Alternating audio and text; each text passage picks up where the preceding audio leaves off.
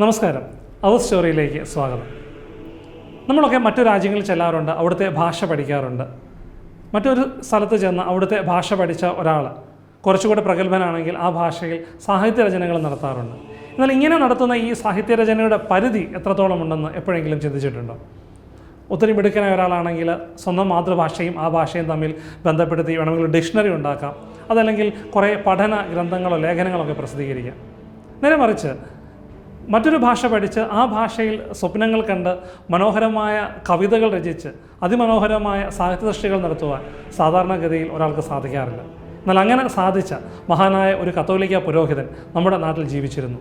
ജർമ്മനിയിൽ നിന്നും കേരളത്തിലെത്തി അതിമനോഹരമായ സാഹിത്യ സൃഷ്ടികൾ കൊണ്ട് ഒരു കാലഘട്ടത്തെ മുഴുവൻ അത്ഭുതപ്പെടുത്തി ഇപ്പോഴും തൻ്റെ മഹനീയ സാന്നിധ്യം കൊണ്ട് സമൂഹത്തെയും സഭയും ഏറെ സമ്പന്നമാക്കിയിരിക്കുന്ന തൻ്റെ സാഹിത്യ സൃഷ്ടികളുടെ സാന്നിധ്യം സഭയുടെ മുന്നോട്ടുള്ള വളർച്ചയ്ക്ക് ഏറെ സഹായകരമായ രീതിയിൽ പ്രവർത്തനങ്ങൾ നടത്തിയ ഒരു വ്യക്തി നമ്മുടെ നാട്ടിലുണ്ടായിരുന്നു. മറ്റാരുമല്ല, നമുക്കെല്ലാവർക്കും അറിയാവുന്ന മഹാനായ അർണോസ് പാതിരി. ഇന്ന് അവർ സ്റ്റോറി സംസാരിക്കുന്നത് അർണോസ് പാതിരിയെക്കുറിച്ചാണ്. എല്ലാവർക്കും ഒരിക്കൽ കൂടെ സ്വാഗതം.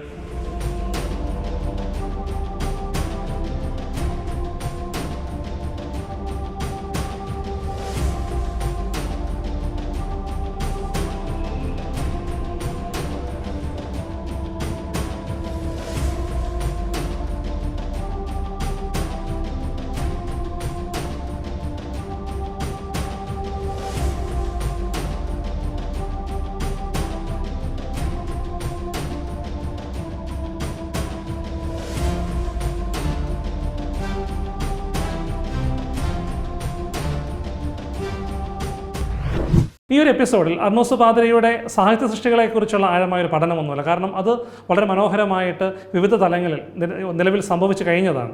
അദ്ദേഹത്തിൻ്റെ സാഹിത്യ സൃഷ്ടിയെക്കുറിച്ച് നമുക്ക് എല്ലാവർക്കും അറിയാം. ഇന്ന് കുറച്ചുകൂടി അദ്ദേഹത്തിൻ്റെ വ്യക്തി ജീവിതത്തെയും അദ്ദേഹത്തിൻ്റെ മൊത്തത്തിലുള്ള സംഭാവനകളുമൊക്കെയാണ് നമ്മൾ ഇവിടെ സംസാരിക്കുവാൻ ആഗ്രഹിക്കുന്നത്. അദ്ദേഹത്തിൻ്റെ ബാല്യകാലത്തേക്ക് വരുമ്പോൾ 1680-81 കാലഘട്ടത്തിൽ ജർമ്മനിയിലെ ഓസ്നാബ്രൂക്കിന് സമീപമുള്ള ഓസ്റ്റർകാപ്ലെൻ എന്ന സ്ഥലത്താണ് അദ്ദേഹം ജനിച്ചതെന്നാണ് ലഭിച്ചിരിക്കുന്ന വിവരങ്ങൾ. ജോൺ ഏണസ്റ്റ് ഹാങ്സിൽഡൻ എന്നാണ് അദ്ദേഹത്തിൻ്റെ പഴയ പേര്. ഈ ഏണസ് എന്ന പദത്തിൻ്റെ ഒരു മലയാളീകരിച്ച വാക്കായിരിക്കാമല്ലോ അർണോസ് എന്ന് പറയുന്നത്. അദ്ദേഹം 18-ാം വയസ്സിൽ ഫിലോസഫി പഠനം വരെ പൂർത്തിയാക്കിയത് സ്വന്തം നാടായ ജർമ്മനിയിലാണ്. പക്ഷേ ഈ സമയത്താണ് അദ്ദേഹത്തിൻ്റെ ജീവിതത്തിലെ നിർണായകമായ, അതിനപ്പുറം മലയാള ഭാഷയ്ക്കും മലയാളത്തിലെ സഭയ്ക്കും ഏറെ അത്ഭുതകരമായ നേട്ടങ്ങൾ സമ്പാദിക്കുവാൻ കാരണമായ ഒരു കാര്യം സംഭവിച്ചത്. അത് മറ്റൊന്നുമല്ല, ഫാദർ വില്യം വെബർ എന്ന് പറയുന്ന ഈശോസഭാ വൈദികനെ അർണോസ് പാതിരി പരിചയപ്പെടുകയാണ്.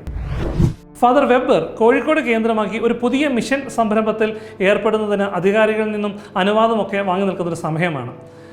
അദ്ദേഹം അർണോസ് പാതിരിയുമായി സംസാരിച്ചപ്പോൾ അർണോസ് പാതിരിക്ക് ഭാരതത്തിലേക്ക് പറഞ്ഞൊരു ആഗ്രഹം പറയുകയും അദ്ദേഹത്തിൻ്റെ കഴിവും മികവും ഒക്കെ മനസ്സിലാക്കി അദ്ദേഹത്തെ ഭാരതത്തിലേക്ക് വരാനും ഈശോസഭയിൽ ചേരാൻ അനുവദിക്കുകയും ചെയ്യുകയാണ് ചെയ്യുന്നത്. 1699 ഒരു അവസാനത്തോടെയാണ് ഇന്ത്യയിലേക്ക് ഏറെ പ്രതീക്ഷകളോടുകൂടി അർണോസ് പാതിരി ഫാദർ വെബറിനൊപ്പം യാത്ര തിരിക്കുന്നത്. പക്ഷേ ഈ യാത്ര അത്ര എളുപ്പമുള്ളതായിരുന്നില്ല. ഏറെ പ്രതിസന്ധികൾ നിറഞ്ഞതായിരുന്നു. യഥാർത്ഥത്തിൽ ഈ യാത്രയിൽ അദ്ദേഹത്തിന് കൂടെ ഉണ്ടായിരുന്ന ഫ്രാൻസ് കാസ്പർ ഷില്ലിങ്ങർ ഒരു യാത്രാ വിവരണം തന്നെ ഇതിനെക്കുറിച്ച് തയ്യാറാക്കിയിട്ടുണ്ട്. അതിൽ നിന്നാണ് നമുക്ക് ഈ ഒരു യാത്രയുടെ ഭീകരത മനസ്സിലാകുന്നത്. ഒരു വർഷത്തോളം യാത്ര ചെയ്തു, ഒത്തിരി രോഗപീഠകളിലൂടെ കടന്നുപോയി, പല രീതിയിലുള്ള ആക്രമണങ്ങളിലൂടെ കടന്നുപോയി. അവസാനം അദ്ദേഹം ഇന്ത്യയിലെത്തുകയാണ്. പക്ഷേ അതിനു മുമ്പ് ഇതിനോട് ചേർത്ത് പറഞ്ഞ മറ്റൊരു കാര്യം, അർണോസ് പാതിരിയെ യൂറോപ്പിലെ പല പ്രശസ്തമായ കലാലയങ്ങളും അവരുടെ സ്റ്റുഡൻ്റായിട്ട് സ്വീകരിക്കുവാൻ ഏറെ താല്പര്യം പ്രകടിപ്പിച്ചിരുന്നു. അതെല്ലാം വേണ്ടെന്ന് പറഞ്ഞുകൊണ്ടാണ് ഭാരതത്തിലേക്ക് മിഷൻ പ്രവർത്തനത്തിന് അദ്ദേഹം കടന്നു വരുന്നത്. അങ്ങനെ 1699 ആരംഭിച്ച ആ യാത്ര ഒരു വർഷത്തോളം നീണ്ട് 1700 അദ്ദേഹം സൂററ്റിൽ ഇന്ത്യയിലെത്തുന്നത്. പക്ഷെ അതിനിടയ്ക്ക് സംഭവിച്ച മറ്റൊരു കാര്യം, അർണോസ് പാതിരിയുടെ ഗുരുനാഥനായിരുന്ന ഫാദർ വെബർ ഈ യാത്രയിൽ വെച്ച് തന്നെ അദ്ദേഹം അന്തരിക്കുകയുണ്ടായി. അങ്ങനെ ഒരു തരത്തിൽ ഒരു അനാഥനായിട്ട് വേണമെങ്കിൽ പറയാം അദ്ദേഹം ഇന്ത്യയിലെത്തുന്നു. 1701 അദ്ദേഹം ഗോവയിലെത്തി. ഗോവയിലെ സെയിൻറ്റ് പോൾസ് കോളേജിലെത്തി അദ്ദേഹം പഠനം തുടരുകയാണ് ചെയ്തത്. ഗോവയിൽ നിന്നും അദ്ദേഹം കൊച്ചിയിലുള്ള അമ്പഴക്കാട്ട്, കൊച്ചി രാജ്യം അന്നത്തെ അമ്പഴക്കാട്ട് എത്തുകയും അവിടെ വെച്ച് പരിശീലനം പൂർത്തിയാക്കി വൈദിക പട്ടം സ്വീകരിക്കുകയുമാണ് ചെയ്തത്. ഭാഷാ പഠനത്തിൽ വളരെ മിടുക്കനായ അർണോസ് പാതിരി അധികാരികൾ തൃശ്ശൂരിലേക്ക് അയച്ചു. അതിനൊരു കാരണം അദ്ദേഹത്തിൻ്റെ ഒരു ജീവചരിത്രകാരനായ ഡോക്ടർ PJ തോമസ് വ്യക്തമായി വിവരിക്കുന്നുണ്ട്. ഈ തൃശ്ശൂർ എന്ന് പറയുന്നത് അന്നത്തെ കാലത്ത് തൃശ്ശവി പേരൂർ അന്നത്തെ കാലത്തെ പണ്ഡിതന്മാരുടെ ഒരു കേന്ദ്ര സ്ഥാനമായിരുന്നു. അപ്പോൾ ഭാഷയിൽ ഏറെ കഴിവ് പ്രകടിപ്പിച്ച അർണോസ് പാതിരി ഭാഷ പഠിക്കുവാനും കൂടുതൽ ആ ഒരു മേഖലയിൽ ശ്രദ്ധ കേന്ദ്രീകരിക്കുവാനുമായി തൃശ്ശൂർ എത്തുകയാണ്. പക്ഷേ അന്നത്തെ ഒരു സാമൂഹിക പശ്ചാത്തലം നമ്മൾ ചിന്തിക്കേണ്ടതുണ്ട്. ഈ ജാതിയിൽ വ്യത്യസ്തമായി മറ്റ് ജാതികളൊക്കെ പെട്ടവർ അക്ഷരം പഠിക്കാൻ പോലും അനുവാദം നൽകാതിരുന്നൊരു കാലത്ത് യൂറോപ്പിൽ നിന്ന് ഒരാൾ ഇവിടെ വരികയാണ് മലയാളവും സംസ്കൃതമൊക്കെ പഠിക്കുവാൻ. അപ്പോൾ അദ്ദേഹം അപ്രാപ്യമായ ഒരു ലക്ഷ്യം നേടാൻ വേണ്ടിയാണ് എത്തിയെന്നുള്ളത് വ്യക്തമാണ്. അപ്പോൾ അങ്ങനെ ഒരു മനുഷ്യൻ ഇവിടെ വന്ന് മലയാളവും സംസ്കൃതവും ഒക്കെ പഠിച്ചു എന്നുള്ളത് എത്രത്തോളം ബുദ്ധിമുട്ടിയായിരിക്കും. അങ്ങനെ ഈ ഇവിടെ വന്ന് ഭാഷ പഠിച്ച അർണോസ് പാതിരി ഈ വെല്ലുവിളികളെല്ലാം അതിജീവിച്ചുകൊണ്ട് അദ്ദേഹം മനോഹരമായ സൃഷ്ടികൾ നടത്തുകയാണ്. അത് നേരത്തെ സൂചിപ്പിച്ചതുപോലെ കാവ്യ സൃഷ്ടികളുമുണ്ട്, അതുപോലെ തന്നെ മനോഹരമായ ലേഖനങ്ങളുമുണ്ട്. നമ്മളിപ്പോൾ സംസാരിക്കുന്നത് അദ്ദേഹത്തിൻ്റെ സാഹിത്യ സംഭാവനകളെക്കുറിച്ചാണ്. മലയാളം പോർച്ചുഗീസ് നിഘണ്ടു, മലയാളം പോർച്ചുഗീസ് വ്യാകരണം, മലയാളം സംസ്കൃത നിഘണ്ടു, സംസ്കൃത ഭാഷാ വ്യാകരണം എന്നീ വൈജ്ഞാനിക ഗ്രന്ഥങ്ങളും, അതുപോലെ തന്നെ നമുക്കെല്ലാം അറിയാവുന്ന അർണോസ് പാതിരി തന്നെ പരിചിതനാകുന്ന പുത്തൻപാന എന്ന് പറയുന്ന അദ്ദേഹത്തിൻ്റെ കൃതി കൊണ്ടാണ്. പുത്തൻപാന എന്ന പേരിൽ അറിയപ്പെടുന്ന കൂദാശപ്പാന, അതുപോലെ മനുഷ്യൻ്റെ 4 വിധ അന്ത്യഘട്ടങ്ങൾ ആവിഷ്കരിക്കുന്ന മരണപർവം, വിധിപർവം, നരകപർവം, മോക്ഷപർവം എന്നീ 4 പർവ്വങ്ങളടങ്ങുന്ന ചതുരന്ത്യം, പരിശുദ്ധ കനികാമരത്തിൻ്റെ ജീവചരിത്രം അത് കാവ്യരൂപത്തിൽ അവതരിപ്പിക്കുന്നു, ഉമ്മപർവം, അതുപോലെ തന്നെ ഉമ്മയുടെ ദുഃഖം, അതുപോലെ വ്യാകുല പ്രബന്ധങ്ങൾ, ജനവാപർവം, അങ്ങനെയുള്ള പ്രധാനപ്പെട്ട കാവ്യരചനകളൊക്കെ തന്നെ ഈ പറഞ്ഞ എല്ലാ വെല്ലുവിളികളെയും അതിജീവിച്ച് അർണോസ് പാതിരിയിൽ നിന്നും സംഭവിക്കുകയാണ്, ജന്മമെടുക്കുകയാണ്. മേൽ സൂചിപ്പിച്ച കാവ്യരചനകളിൽ ഏറ്റവും പ്രധാനപ്പെട്ടത് മലയാളി ഇന്ന് അദ്ദേഹത്തെ കൂടുതൽ ഓർത്തിരിക്കുന്നത് പുത്തൻപാനയുമായി ബന്ധപ്പെട്ടാണ്. പുത്തൻപാനയുടെ ഒരു ചരിത്രം പറയുമ്പോൾ ബൈബിൾ നമുക്ക് ലഭ്യമല്ലാതിരുന്ന ഒരു കാലത്ത് ഒരു ബൈബിളിലെ കാര്യങ്ങൾ മുഴുവൻ ഒരു കവിതയായിട്ട് മനോഹരമായി മലയാളിക്ക് പരിചയപ്പെടുത്തുകയാണ്.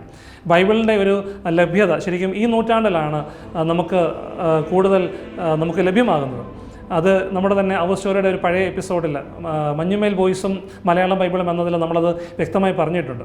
അപ്പോൾ ആ ഒരു കാലഘട്ടത്തിൽ ഈ 1600 700 കാലഘട്ടത്തിലൊന്നും ബൈബിൾ ഒരിക്കലും നമുക്ക് ചിന്തിക്കാൻ പോലും പറ്റാത്ത അല്ലെങ്കിൽ നമുക്ക് അപ്രാപ്യമായ ഒരു കാര്യമായിരുന്നു. ഇപ്പോഴാണ് ബൈബിളിലെ സംഭവങ്ങളെല്ലാം അദ്ദേഹം മനോഹരമായിട്ടുള്ള ഒരു ജീവചരിത്രമായി ഒരു കാവ്യമായിട്ട് അദ്ദേഹം അവതരിപ്പിക്കുന്നത്. അദ്ദേഹത്തിൻ്റെ ജീവചരിത്രകാരനായ ഫാദർ CK മറ്റം തന്നെ ഈ പുത്തൻപാനയുടെ 4 വ്യത്യസ്തമായ അച്ചടി പതിപ്പുകൾ കണ്ടിട്ടുള്ളതായി പറഞ്ഞിട്ടുണ്ട്. താളിയോല ഗ്രന്ഥങ്ങളിൽ നിന്നും പകർത്തി എഴുതപ്പെട്ട കാര്യങ്ങളാണ് പ്രസിദ്ധീകരിക്കപ്പെട്ടത്. ഇവിടെയും ഒരു ഗൗരവമുള്ള ഒരു കാര്യം അർണോസ് പാതിരിയുടെ ചരിത്ര രചനകളുമായി ഒക്കെ ബന്ധപ്പെട്ട് നമ്മൾ സംസാരിക്കുമ്പോൾ മനസ്സിലാക്കേണ്ടത് ഈ അർണോസ് പാതിരി അന്നത്തെ കാലത്ത് താളിയോലയിലാണ് അദ്ദേഹത്തിൻ്റെ സൃഷ്ടികളൊക്കെ തന്നെ എഴുതുന്നത്. ഇത് അച്ചടി വന്നപ്പോഴത്തേക്കിനും പ്രിൻ്റ് ചെയ്യാൻ വേണ്ടി പകർത്തി എഴുതപ്പെട്ടപ്പോൾ പലപ്പോഴും അദ്ദേഹം ഉദ്ദേശിച്ച അല്ലെങ്കിൽ അദ്ദേഹം ആഗ്രഹിച്ച രീതിയിലുള്ള ആ വാക്കുകളോ അല്ലെങ്കിൽ ശൈലികളോ ഒന്നും തന്നെ ഈ പകർത്തി എഴുതപ്പെട്ടവർക്ക് അതുപോലെ തന്നെ പകർത്തി എഴുതുവാൻ സാധിക്കാതെ പോയി എന്നൊരു വിമർശനമുണ്ട്. പ്രൊഫസർ മാത്യു ഉലകന്തറ അർണോസ് പാതിരി എന്ന് പറയുന്ന പുസ്തകത്തിൽ വളരെ വ്യക്തമായിട്ട് ഈ ഒരു പ്രശ്നത്തെക്കുറിച്ച് അവതരിപ്പിക്കുന്നുണ്ട്. അതുകൊണ്ട് തന്നെ അർണോസ് പാതിരിയുടെ സാഹിത്യ സൃഷ്ടികൾ അർഹിക്കുന്ന ഒരു പ്രാധാന്യത്തോടെ മലയാള സാഹിത്യ ലോകം കുറേ കാലത്തേക്കെങ്കിലും പരിഗണിച്ചില്ല എന്നുള്ളത് ഇങ്ങനെയുള്ള ഈ പകർത്തി എഴുതലിൽ സംഭവിച്ച കുറവുകൾ കാരണമായിട്ടുണ്ടെന്ന് പറയുന്നുണ്ട്. പുത്തൻപാനയെക്കുറിച്ച് പറയുമ്പോൾ 13 പാദങ്ങൾ അഥവാ അധ്യായങ്ങളാണ് അതിലുള്ളത്. അതിൽ 1-2 പാദങ്ങളിൽ സൃഷ്ടിയും ആദ്യമാതാപിതാക്കളുടെ ദൈവകൽപ്പന ലംഘനങ്ങളും ഒക്കെയാണ് ആഖ്യാനം ചെയ്യപ്പെടുന്നത്. പിന്നീട് 3 മുതൽ 11 വരെ പാദങ്ങളിലേക്ക് വരുമ്പോൾ ഈശോയുടെ ജനനവും ജീവിതവും അത്ഭുത പ്രവർത്തനങ്ങളും അത് ഈശോയുടെ കുരിശുമരണവും ഉദ്ധാനവും ഒക്കെ തന്നെയാണ് വിഷയങ്ങളാകുന്നത്.